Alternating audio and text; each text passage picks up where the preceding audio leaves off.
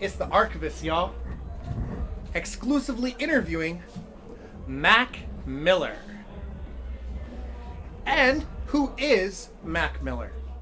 I'm a fucking just fun-filled kid, man. I just turned 19, but I'm trying to still be a fucking kid as long as possible. I'm just trying to have fun, man. It's just all about making music that is, you know, fun is like something that all different kinds of people can partake in, and that's what I want to do. I want to bring positivity to music in a big way so everyone can relate and everyone can have fun and have a smile on their face. Anyone can smile. Rich, poor, black, white, you can all smile. It's all good. And being who you are on your success so far, what was one of the best pieces of research that you've gotten out of hip hop? Like what have I found out the most? Just like listening to all the classics, you know, like when I was like a little homie, I still am a little homie to a lot of people, but when I was younger, all my old homies really, you know, put me onto like some classic shit. Like, I just remember being the only kid that was in like, you know, in my grade who was listening to like Nas, Illmatic, and Big L Lifestyles of Poor and Dangerous and fucking Ready to Die, Biggie. I remember when I fucking was like in 9th grade and I ran away from my crib and I just listened to Ready to Die because that's how I was feeling.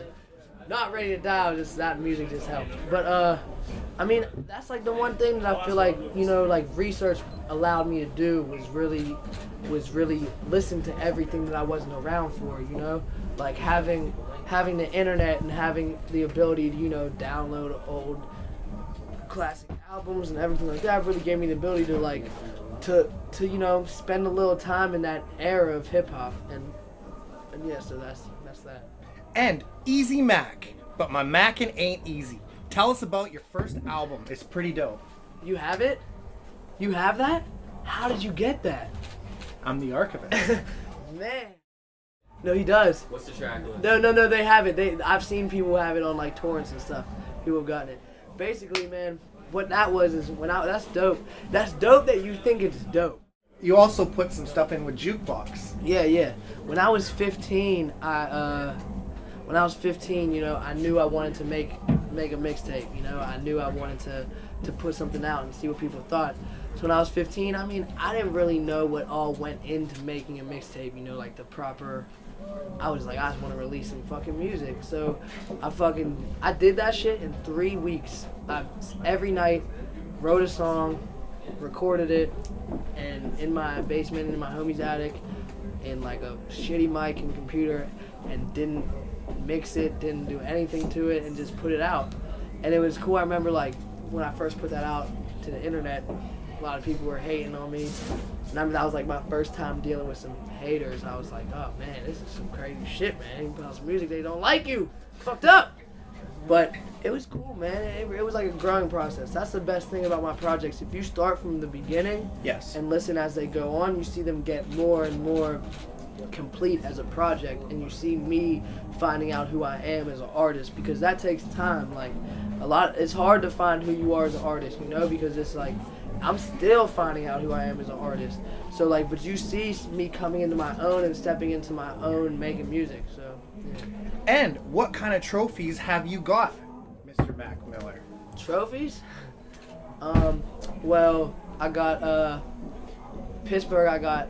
In Pittsburgh Hip Hop Awards, I got the Best Artist Under 21, and I got the Video of the Year, shot by Rex Arrow. Back when I got Live Free. That was like the start of everything when I put out Live Free, though, is when shit started taking to that next level, taking that next step. And on to the high life, share with us about working with Big Germ. Germ is like my fucking brother, yo. Like, Germ has been my family for a long time now. When I just started really doing stuff officially, Germ was one of my engineers, you know, and he actually came in and he was just like had all these beats, man, some pounding. The High Life was so much Big Germ, dude. The High Life had like 9 Big Germ beats on there. I remember he really like had that straight hip hop sound. That was what like crafted that sound of that project, was that Germ had like those hip hop ass tracks. Is that a joint right there, man? Spark that shit up while we're in this interview. Yeah, so Sorry. No, it's cool. Oh yeah, spark up. BC So- Bud, you know what I'm saying? We got that cushion here. Yeah, this is good.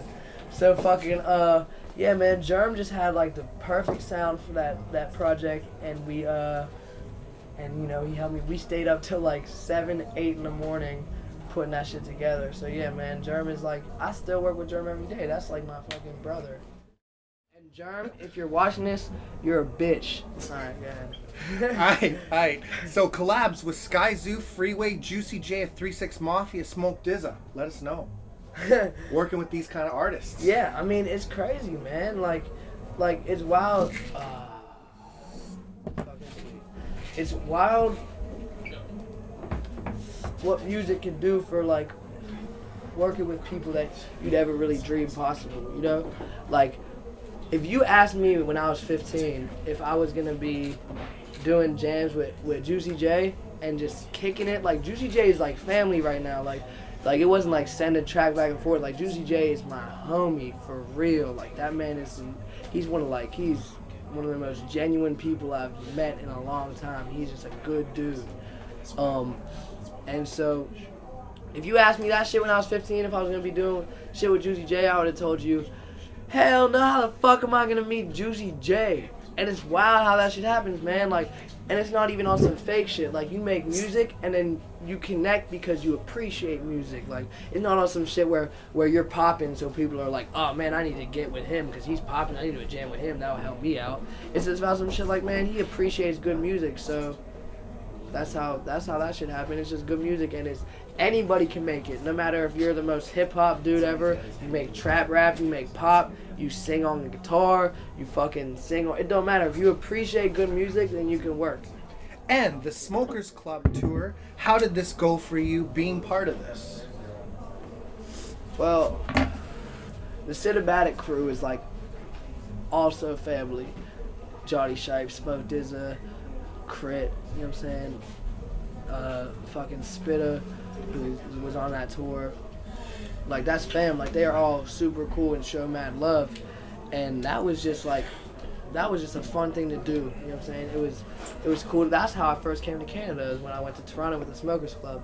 And it was just fun, man. Like, kicking it backstage with all those motherfuckers smoking mad weed and drinking and enjoying life is cool. It's cool to see like how much people in music just enjoy life. Like, that's what the whole thing is about. And when you get with some people that are just positive, it's like always a good time. And in the studio with Just Blaze, that's proper. Elaborate on your endeavor and also making it in XXL and Complex. Yeah, well, Just Blaze, when I came to New York, I met up with him, and Just Blaze is like, he's cool as hell, man. One of the best parts about fucking with people is sorry. One of the best parts about fucking with people is like hearing the stories they have. You know what I'm saying? Like, everyone, like, it's wild to chill and work with people who have worked with some of the greatest of all time, and just hear the stories they have. Because, dude, people are just people, man. Like yeah, to us, like, a Jay-Z and a Kanye is like on this untouchable level, but in reality, man, they're just fucking people, man. And to hear some stories about them is just funny, and it's cool to kick it with those dudes who make music. And when I'm playing, like, Just is like the homie for real. Like it's cool because everyone that you're naming and that I'm working with isn't on some like, all right, man, I'll talk to you one time on Twitter, and then we'll get in the studio, and then we'll rap, and then I'll be out. We'll never talk again. It's on some family shit. It's on some cool, like, you know, like, on for the sake of good music shit. And Just is like a cool dude to work with. And when you play some music and you hear somebody like Just Blaze really fuck with your music and believe in you, like genuinely believe that you're gonna do it and take it to that level, it's like it's crazy, man. Like, that's fucking Just Blaze. And I'll fucking call Just right now and tell him that we're about to do some crazy shit. And that's crazy to me that I can do that. And if he's watching this, he's probably gonna think I'm fucking weird, but I'm drunk and he's a man. So, and XXL. Yeah, double XL, Complex, like, these are all, like, it's crazy to me. Like, don't think I'm trying to sit here and think I'm too cool for school and to think, like, man, like, Of course they're covering me. Of course I'm fucking with these people. I'm popping. Why wouldn't I fuck? Hell no, man. I see that shit and I'm like, damn. Like, that's what I dreamed of doing. And now I'm doing it, and it's like, it's not like it's nothing, but it's like you strive for the next level. So to step back and really look at what you're doing and compare that to what you were thinking when you were 15, 16 years old is a blessing, man. And graduating high school is such a big accomplishment for any teen, and now a large inspiration to so many in North America. What is your best move so far? Is following what I believed in. Without a doubt, man. It's like just remembering when I was like saying I was gonna make music and that was gonna be my career, and remembering people telling me that I was out of my fucking mind. And now, like, sitting here with all the people that believed in me and looking at them like, ha ha, is awesome. Like, it's great, man. Like, we're really doing shit, man. Like, I just fucking came to Canada to rock a show. I've been to places that I've never been in my life strictly because of music. Music has brought me to the West Coast. Music has brought me to Canada. Music is gonna bring me overseas. Like, these are all places that I would never go. I would be sitting in college right now just studying. Thank God I'm not doing that, which is cool, man. If you go to college, go to college. That's tight. But me, I don't get to fucking travel the world, and that shit's a blessing. And tell us about your mixtape, Kids. It's pretty dope to make it in the biz so young. How did you get discovered? I'm discovered? It's like, yes, you are. I don't know, man. I just like, dog, I just like made music. Like, I couldn't even tell you what I did except was dedicated as a motherfucker. If you want to rap, if you want to make music, if you want to do anything, you need to put that shit in the front of your priority list. That's the only way it's going to work out. When I was coming up and shit, it was like, when I was grinding, that was all I was doing. Studio every night, never parties. I didn't go to parties. I fucking went to the studio. I didn't do shit. I didn't have a job. I went to the fucking studio and had a little bit of fucking weed money to pay for that shit. That's what I did. And so if you want to do anything, then you got to dedicate yourself completely. And your latest singles, Kool-Aid and Frozen Pizza, Nike's on My Feet, Knock Knock, in the millions of plays. Share with us what inspired these and the creation behind it. Wow, man. They each have their own stories, for real. A little something you could share with us. Yeah, of course, man. I'm not hiding anything. Let's see. Let's start with first one, Nike's on My Feet, and how that started is the first time I ever came to. Oh yeah, that over there, that's Rex Arrow. He's done all the videos. He is the reason why people think I look cool. Is because of him. I don't think I look cool, but people do, and that's why. Anyways. Nike's on My Feet came because the first time I ever went to LA, I went out and I bought 3 pairs of shoes, and I went to the club, and I like got drunk. It was with my homie Darrell and Geiger, and we got drunk at the club, went shopping, and I just remember thinking like, damn, like this shit's crazy. I feel like on top of the world right now. I was nowhere close to on top of the world. I still aren't. I'm not. But yeah, man, like, I just came back home and felt fucking cool as hell with my Nikes on and decided to write to that. Kool-Aid and Frozen Pizza was just me, like, on a day where one thing I want to do is bring hip-hop to my generation. Obviously, Kool-Aid and Frozen Pizza, the beat is originally done by Lord Finesse. It's like, that's his song, you know? That's something that happens in hip-hop is you spit over beats that have been done by other people. But I wanted to do some classic shit, something that the older generation would hear and remember that song, would remember Lord Finesse's jam. But my generation would hear that sound and be interested in listening to that music. They would want to go check out Lord Finesse. They would want to go listen to A Tribe Called Quest.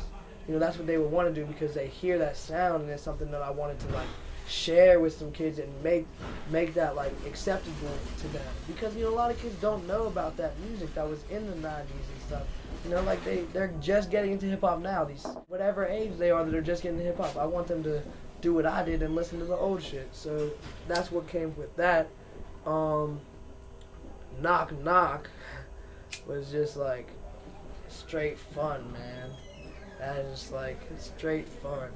You know, just a smile. That's what I think of when I think of that song. Is just a big ass fucking smile on my face. And the biggest crowd that you've ever rocked? Want to know something funny? The biggest crowd that I ever rocked was, well, biggest crowd it's still the same one as it always has been, right? There hasn't been a bigger one than that, right? Yeah, pretty much. Yeah. The biggest crowd I've ever rocked, still to this day, is when I was 16 or 17. I got a shot to open up for Young Jeezy in Indiana, and it was like 4,000 people, and that's still the biggest crowd I've rocked. But I will say that I have, by myself as a headliner, brought out 1,400 kids a couple times. That's just crazy, man. When you think about how many people everyone's bringing out, when you compare it to like Jay-Z, bringing out like 15,000 and more, it's like, okay, like you're okay. But when you think about how many actual people that is, that's like a lot of motherfucking people. And your favorite moment in hip hop so far? Me? What's happened to you? Man, should have prepped me for this one, man. There's a lot of shit to think about. My favorite moment in hip hop has been, I think like starting the tour has really been my favorite. I mean, I'll cheat and include the whole tour into my favorite moment, because like it's crazy to make music and to see everything start from a thought in your head to get transferred into the mic, onto the computer, onto a CD, into the internet, and then to travel all over, and everywhere I go, man, like people know this shit. Like they know the words, like they fuck with it, and they love it, and they come out to see me. And that's a lot of people, man. If you add everyone up, that's numbers. Kids did numbers that blew my mind, dude. Like, What's one of the biggest you have? I mean, I'm saying Kids was downloaded over 500,000 times. Like, that's a... Yeah, like, I didn't go platinum, or maybe I did. Who the fuck knows? But Yeah, I didn't, I'm not rich off of Kids, but... Still incredible. But that's a lot of fucking people from a kid chilling in Pittsburgh liking hip-hop and making music, man. So, like, for me to try and act like I'm too cool to enjoy that and be proud of that is ridiculous. So I mean, making that shit pop off has really, like, blew my mind, and to come out. Dog, like, I'm in a different country right now. I get hit up. My Twitter gets hit up from people in different languages, dude. And you just hit up 100K, eh? Yeah, I just hit 100,000 followers. Like, when I first started Twitter, dude, it took me like 3 months to get 300, man. Like, it's crazy to see what it's grown to. So, I mean, that moment just blows my mind and continuously blows my mind. For sure. And what brought you in the game? Just a passion for music, man. Mm-hmm. And it was like really like freestyling was like the start and the core of everything is when I started freestyling and then from that it grew into recording and just built up, man. And the best day coming soon? Best day ever? Yeah, that's coming early March. And best day ever is gonna be, man, I don't got words for it, man. It's gonna be crazy. Just wait. And you got any shouts? Nah, man, I don't like anybody. It's like a play.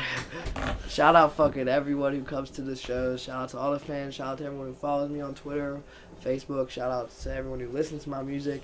Shout outs to fucking Pittsburgh. Shout outs to my family. Shout outs to Most Dope. Shout outs to Rostrum Records. Shout outs to fucking y'all for doing the interview. Shout out to this motherfucker who's watching it, whoever you are. And fucking shout out to everyone who really like cares about the next shit I'm doing and is really a fan. I appreciate you. And thanks to Rostrum Records, G-Man and Risk, Mark A. And this is the Archivist. And this is the Archivist. And you already know the name, You yo. already know. Is that your Thumbs up.